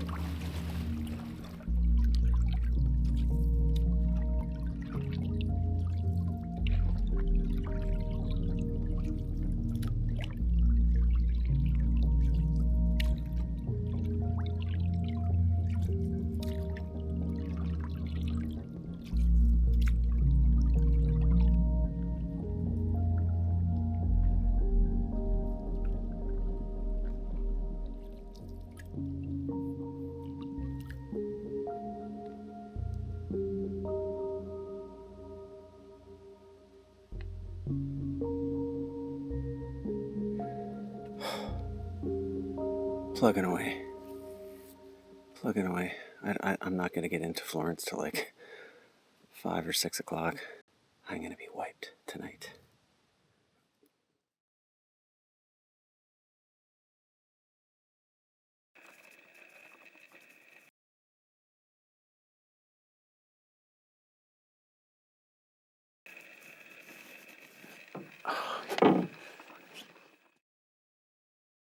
Campers, I have landed on a site. I've never been so happy to stop canoeing in my whole life. Holy crap. Battered, bushed. Boots are soaked, so I'm drying them off. So I'm barefooting. Always a little dicey on the campsite. This is a pretty cool site. The view is stupendous.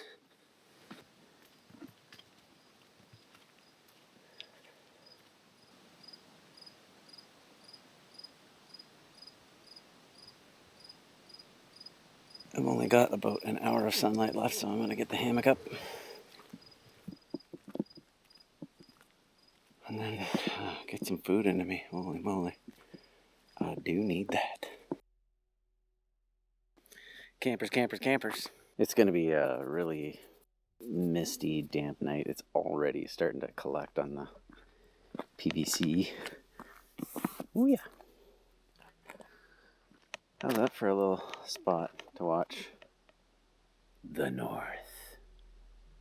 And we're about 25 feet up here. The fire pit's a bit of a schmozzle. Hammock is set up. Found a nice funky little spot for it.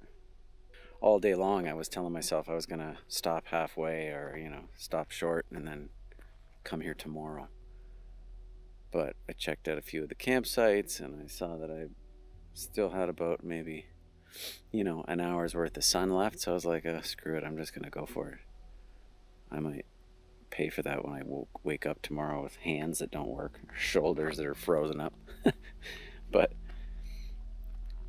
I just figured I was close. It was tantalizingly close, so I just pushed on.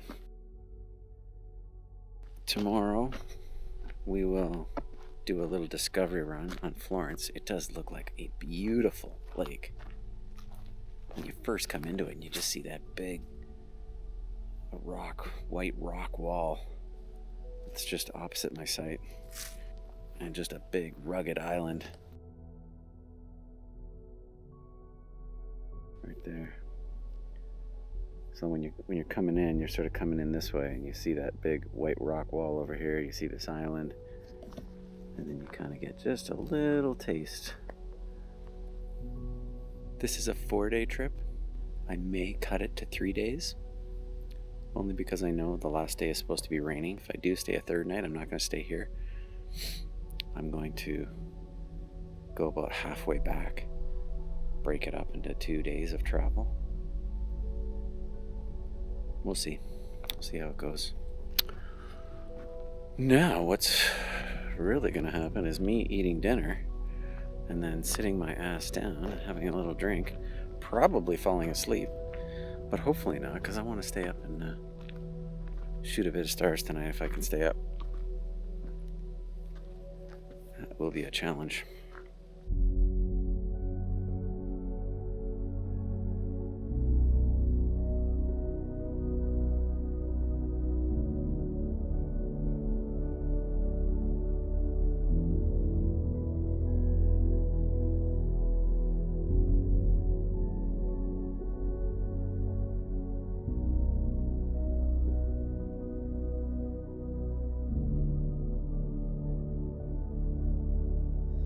Updates from the hammock.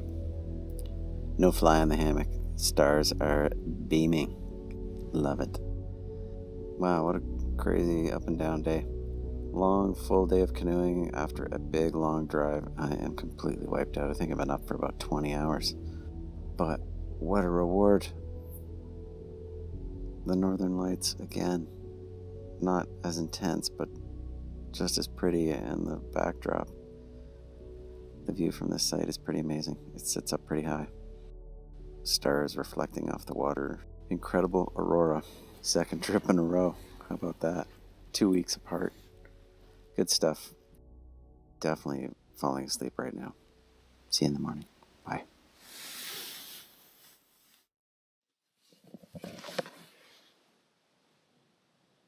So I get up last night, probably about 4 o'clock, to take a pee.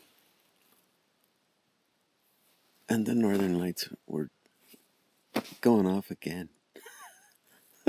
I stood out there enjoying it, but I was just like, I'm not going to get out my camera and everything. Everything was just wet, really super damp last night. Really, really dewy. Enjoyed it for 5 minutes and then came back to the hammock. Maybe again tonight? Who knows?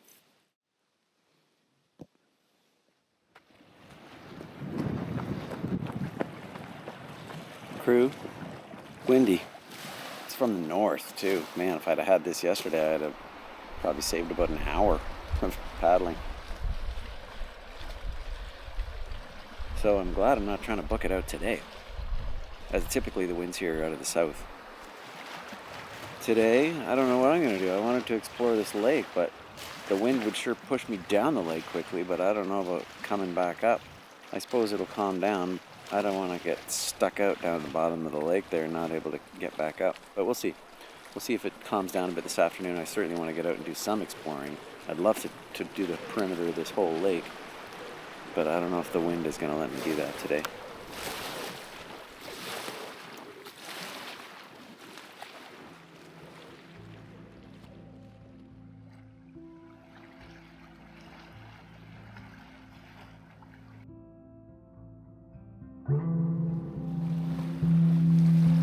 Took me all 10 minutes to get down here. This is looking north.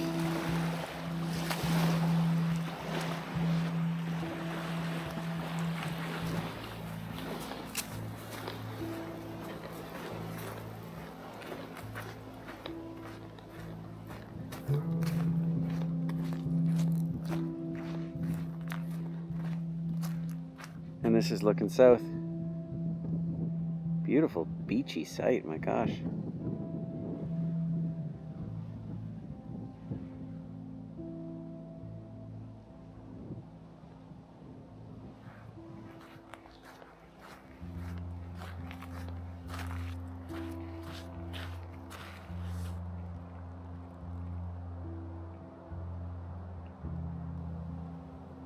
It just wraps around for like a quarter mile.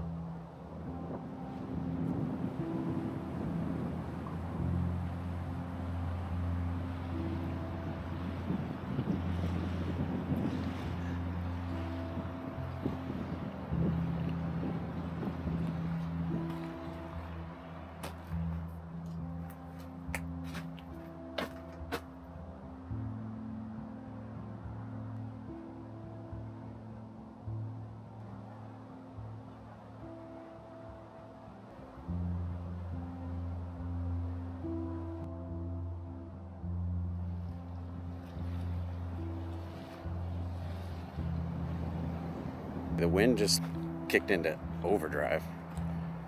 I'm seeing whitecaps out on the lake. My plan is to go further south, check out a couple of sites, then turn left because there's kind of a loop back and I thought I might be able to hide in behind some of the islands and stuff. Just getting up this final stretch when I do come back out and up. If the wind is like this, I wouldn't be doing it. I'd be whimpering in the fetal position saying, "Mommy, what have I done?"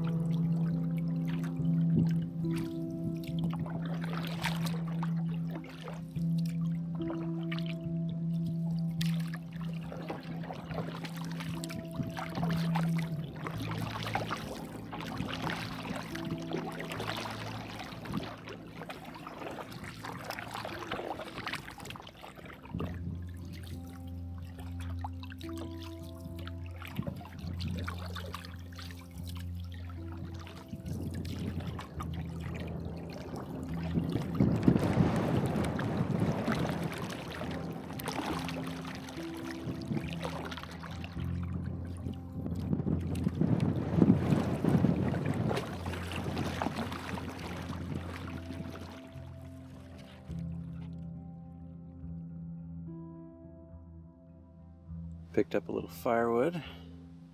Might have a little burner tonight. Just take the chill off after dinner. And then we'll let it die out for some nice clear skies again. Hoping for some more aurora. Wouldn't that be crazy? I'm in the lee of the last corner before I have to stick my nose out into the wind for about, a kilometer and a half. That'll be some tough slogging, but all's good.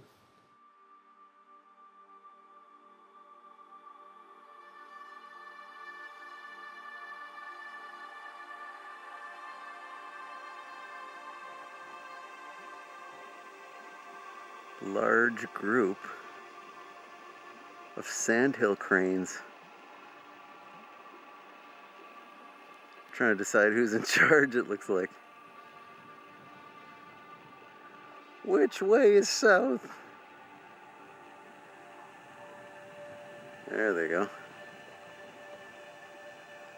There's still some argument amongst the ranks, apparently.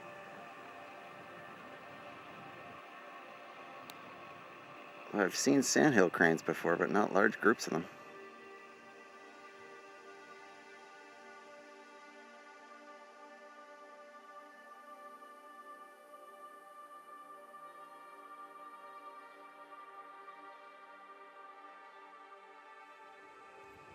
Campers. I don't know how good the audio is going to be because it's pretty windy still. The wind tomorrow is now going to be from the east and the north. So I'm definitely going to be having some headwinds tomorrow. I have made the concrete decision to leave tomorrow because the weather also said that on Tuesday it's like 100% chance of rain. So I mean, you never know, I might get held up tomorrow. The traveling might be so tough that I might have to stop, but at least I'll be closer. But as it stands, I'm going to get up at 5 in the morning and be away by 6. So I'm going to try and get to bed in pretty good time. We'll see if we get some good star and hopefully aurora action tonight. That'd be pretty awesome. Today's little adventure was fun. I basically went flying down the lake at probably 10 knots at times. The haul back up against the wind on Florence was tough. The big lake, and I was skirting the shore and catching a break here and there in the lee, but a couple times, you just come around a corner and you're like, okay, here we go. Wow, hardly moving. Hopefully I'm not in for that tomorrow. And hopefully, because it's a little bit narrower in sections, I can kind of find some sneaky bits to kind of stay out of the wind. But yeah, I got the White Rock Rapids. I'm going to do the portages instead of that long, squiggly part of the river. That'll probably save me about an hour. This time I'll mostly be going with the current, at least till after the portages. So that will help a little bit. And yeah, whatever. Just hoping for not too tough of a travel day tomorrow. I am still recovering from that haul in here on Saturday. Anywho, that's the report. I'm going to make myself a little fire here tonight with the wood I collected today. For a little while anyway, just for fun. Take the chill off a little bit. And then once it gets really dark, I'll let the fire die down and mess around for an hour with the cameras and see what I can catch. Tumble home, bringing you those astro delights. Or trying to, anyway. Shooting the aurora is pretty new for me. I've never really had a chance to do it like I have in this past couple trips here in Temagami. Super clear nights. Man, it's just a little bit darker here than, say, Algonquin or some of the other places that are a little closer to the GTA. There's not a whole lot of light pollution up here.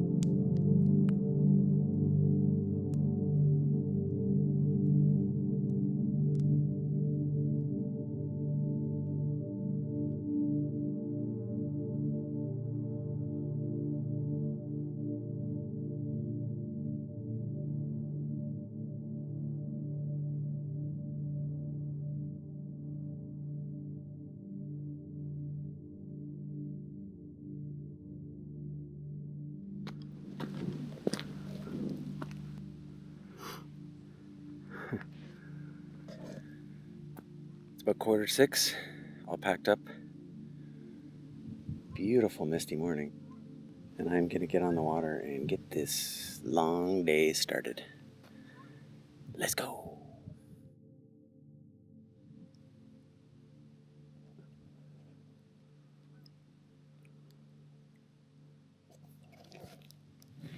Into the mist we go.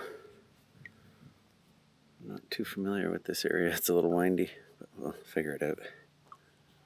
Look at that beautiful morning coming alive. Oh, what I wouldn't do to just be sitting up there on the campsite with a warm coffee and a nice little fire.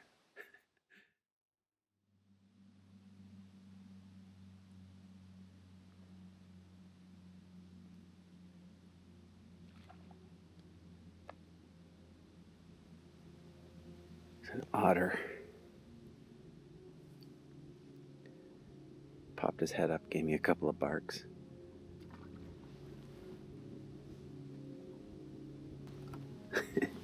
They're playing games with me. 2 of them.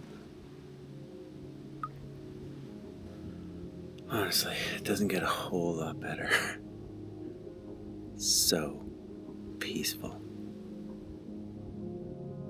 It just dawned upon me that I haven't seen a single person. It's the best time to be out here. Pink hues just starting to show up in the west.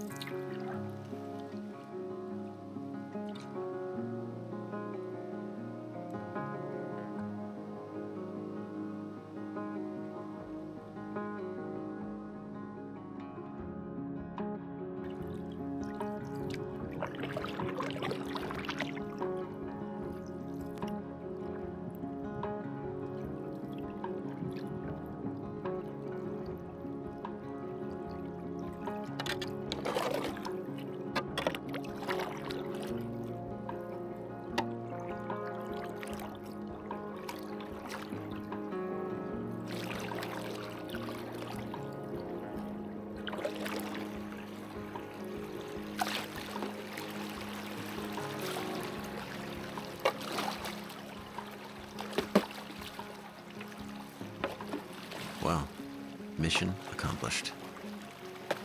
Soul officially soothed. Wild aurora show? Check. Solitude and beauty? Check and check. An even greater appreciation for the absolute privilege to course these ancient and traditional waterways? Definitely. Well, that wasn't too bad. Much less grinding than I expected.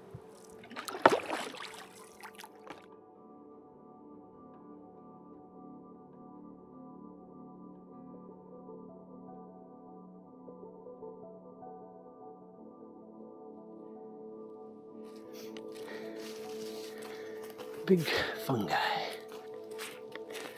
30 to 40 degree angle here. Oh, I'm glad I'm not doing this tomorrow in the pouring rain.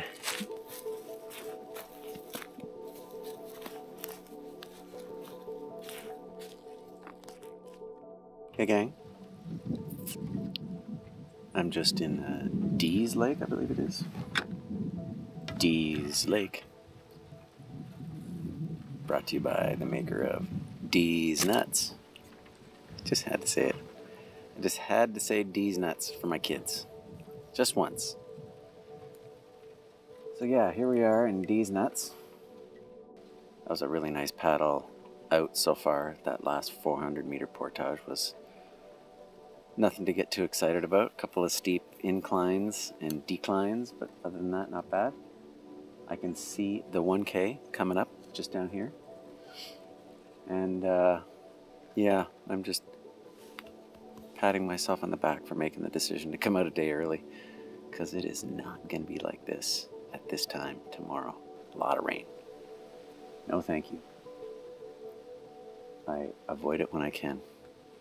I'm just delaying the inevitable portage coming up here. Haven't seen any moose, but last night in the middle of the Aurora show, as I'm doing a time lapse, this one moose is making the craziest sounds. Like, obviously, you know, they're in the rut right now. It's splashing around in the water too. It wasn't that far from me, sort of across the water to the right. Anyway, that was cool.